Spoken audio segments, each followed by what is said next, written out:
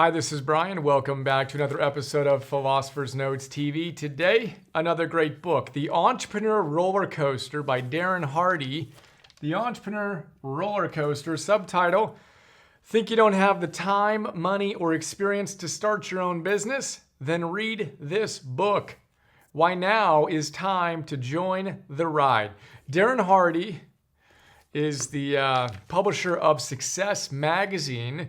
He also wrote one of my favorite books, The Compound Effect, where he talks about the fact that if you want to optimize your life, you need to show up and aggregate and compound small, tiny little habits and gains over an extended period of time to see magic step into your life.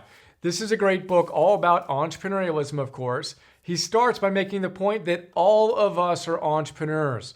Muhammad Yunus, who won the Nobel Peace Prize for his microfinancing initiatives, says that back in the day, when we lived in caves, we were all entrepreneurs. We all were responsible for making sure we were fed and clothed. We were our own bosses. It's a really important psychological thing to have autonomy, to do that which we choose to do, and entrepreneurship is a great way to achieve that.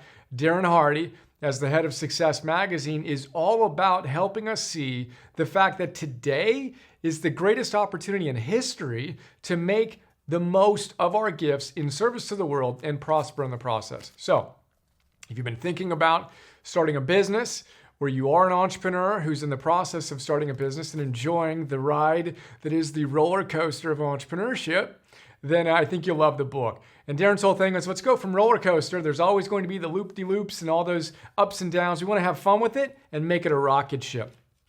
I really enjoyed the book. Philosopher's Note, as always, 6-page PDF. 20-minute MP3 for your enjoyment.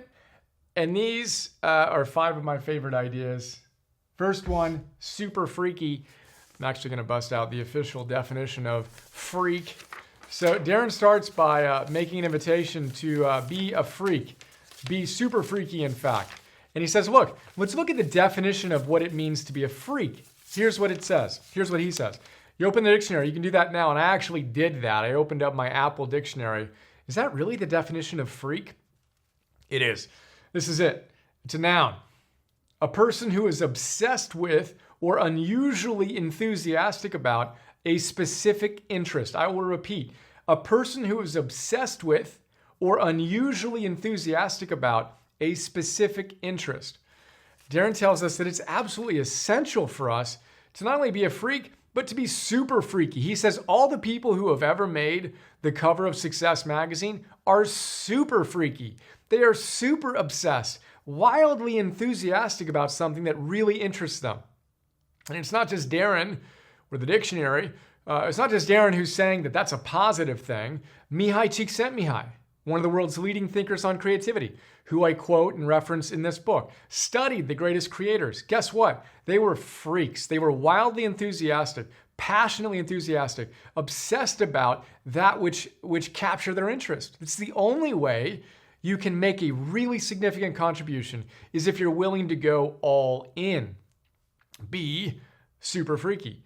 Obviously, we want to stay grounded. We're going to talk about this in one of the PNTVs we're doing soon, barking up the wrong tree. You want to be the right kind of crazy. You don't want to be crazy crazy. You want to be brilliant crazy. So you want to stay grounded in your fundamentals and do the little things, but you also want to be willing to lean in. Everyone thinks that being obsessed is a negative thing. Well, of course it is when you're ungrounded and you're doing crazy things, right? We're not talking about obsessive compulsive behavior. We're talking about a willing to dedicate all of your life force to that which most fires you up. I remember opening a book. Well, first I'll say Grant Cardone, who wrote the 10X Rule. He's all about redefining obsession. Most people think it's a disease. He says it's absolutely essential if you want to actualize your potential. And then I remember opening up Dan Siegel, one of the world's leading neuroscientists and mindfulness experts, to his new book, Mind. And he says in one of the early pages, I've been obsessed about how the mind works basically for my entire adult life. He's been obsessed. This is a psychotherapist, right? A psychiatrist out of Harvard. But he's been willing to focus with a really intense enthusiasm on a specific interest. And as a result, he's contributed something of meaning. So long way to say, let's get super freaky. What fires you up? What in your life really, really inspires you? can you groundedly dial that up to a healthy level of really strong intensity? And a healthy being, very intense. Think about that. Get your super freak on. Go check out the definition if you need to. Darren has a great idea. He says, look, first of all, entrepreneurially, you will get knocked down. That's just going to happen. Welcome to the game of life, and specifically the game of entrepreneurship. You will get knocked down. Know that. Fixed mindset version of me and version of any entrepreneur is, I got knocked down, something's wrong with me or something's wrong with the business. Well, we all have work to do and every business has work to do on it, but no, growth mindset, that's just how it works. Darren says the trick is when you get knocked down, you got to see how fast you can get back up. He says that back in the day, he'd get knocked down and knocked out. Something bad would happen, disappointing, etc. He'd get knocked out for 2 weeks. Then he trained himself to see the lesson in it and to not take the failure so personally. And he was able to recover in 2 days. Then he got even better at seeing the lesson, and he was able to whittle it down from 2 weeks to 2 days to 2 hours. And then he got even better at it, and he said, I'll give myself 20 minutes to be upset about it. And I'm going to find the lesson, I'm going to bounce back. And now he gives himself 2 minutes to be upset about whatever happens, and he gets back. Jason Selk calls this a relentless solution focus. He says give yourself 60 seconds, right, to be knocked down and then to get back up.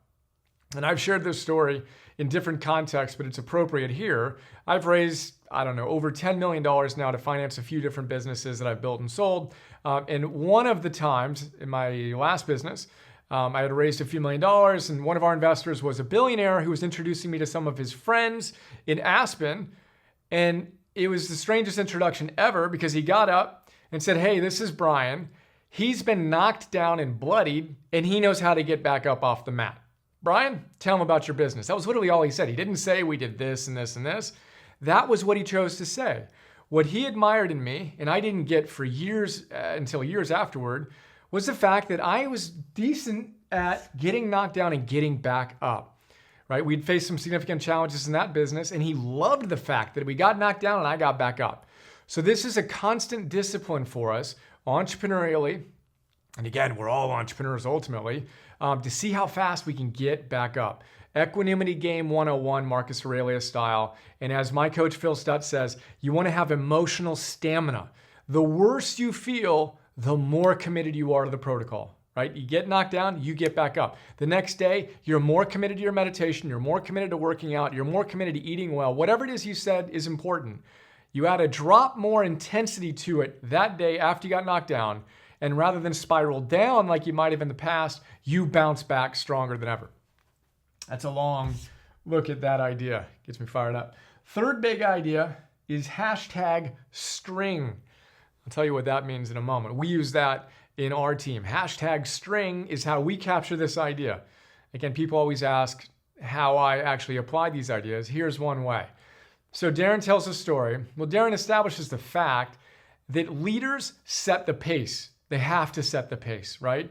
That people will only really actualize their potential if their leader is really actualizing his or her potential. And he shares the story of D-Day, World War II, 1946, right? I think it was 1946. D-Day, Normandy. Dwight D. Eisenhower is the commander leading that. And everyone's describing, all the other generals get up and describe what they're going to do. And Eisenhower gets a little frustrated. He pounds the table and he says, no.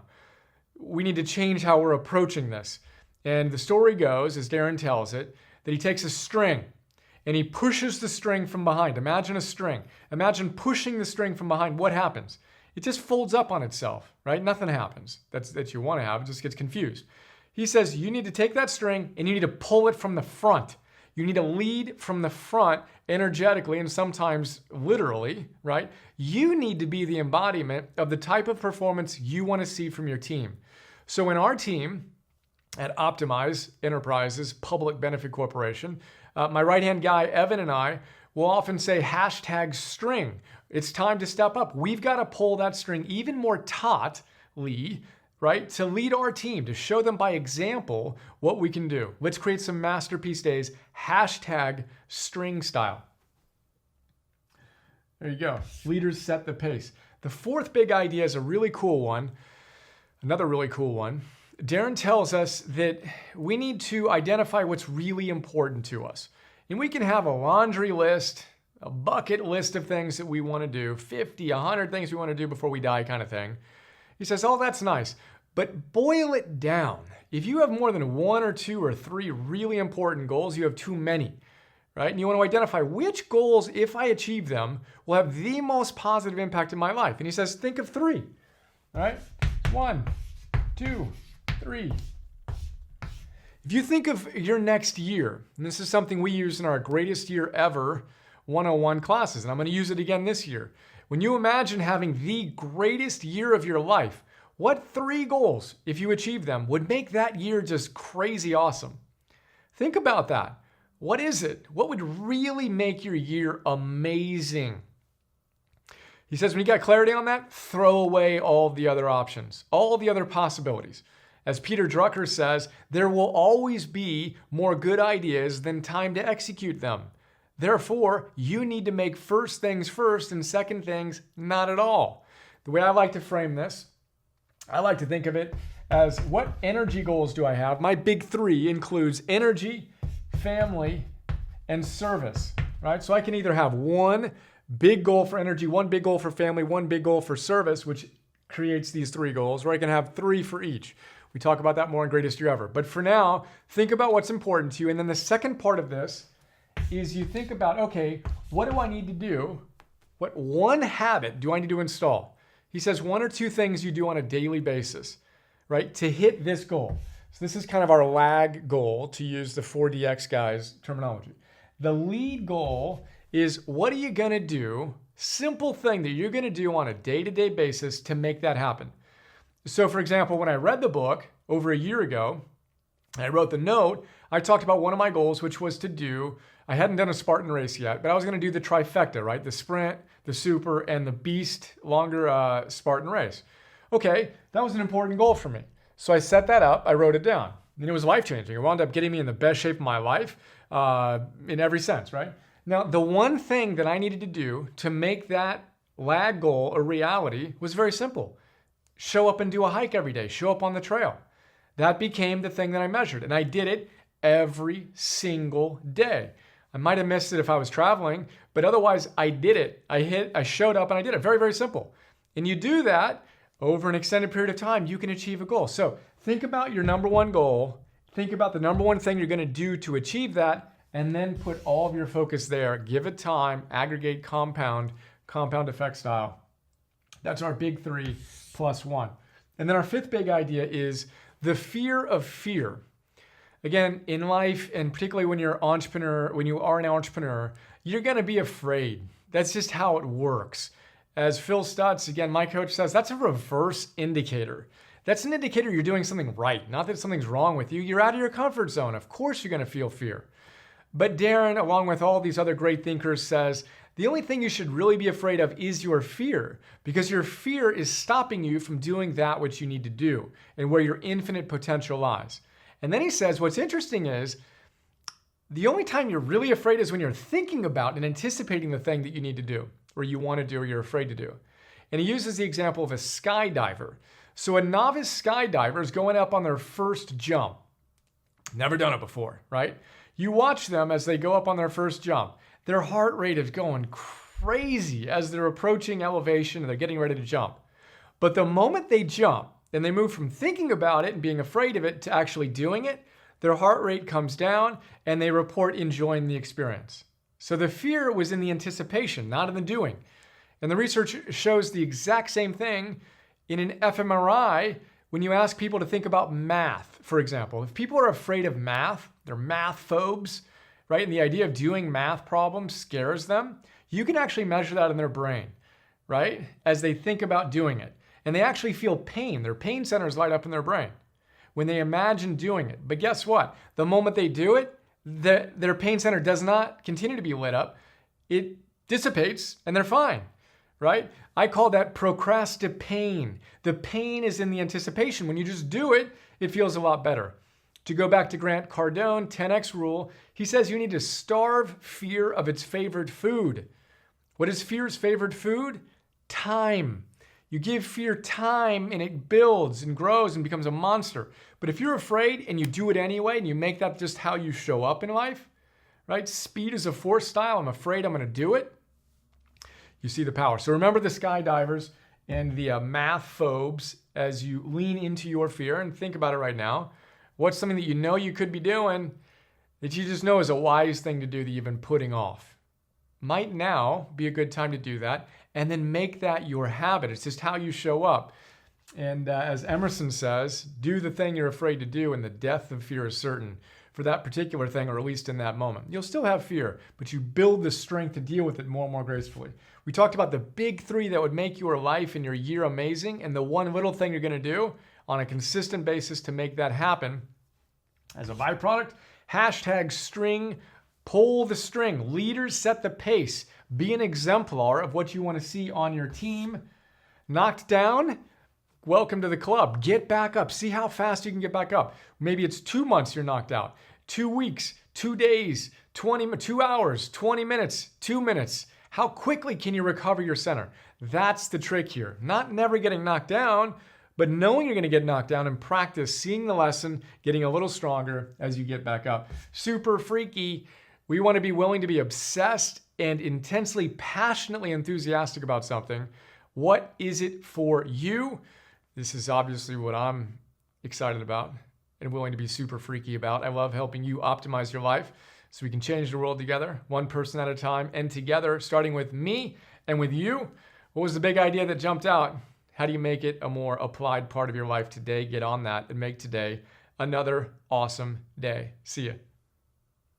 Isn't it a bit odd that we went from math to science to history, but somehow missed the class on how to live? For some wacky reason, Optimal Living 101 never made the schedule.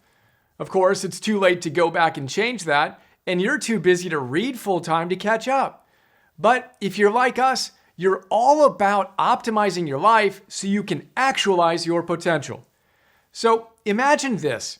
Imagine having someone read the best books on how to optimize your life and pull out the big ideas that can really change your life. You know, those sections you underline and asterisk and mark all out. Then imagine that guy, me, connecting those awesome ideas to other great books and helping you actually apply the wisdom to your life today. Well, that's what I do with something we call Philosopher's Notes, where I've distilled hundreds of great books into 20-minute, super practical summaries. Then imagine me taking the absolute best big ideas from those great books and sharing them with you in hour-long Optimal Living 101 classes on everything from productivity, purpose, and confidence to nutrition, goal setting, and conquering procrastination, helping you optimize every facet of your life so you can actualize your potential. You've got a personal trainer? I'm kind of like your personal philosopher. Ancient wisdom, modern science, and practical tools. That's what our Optimize membership program is all about. If you're feeling it, we'd love to have you join us.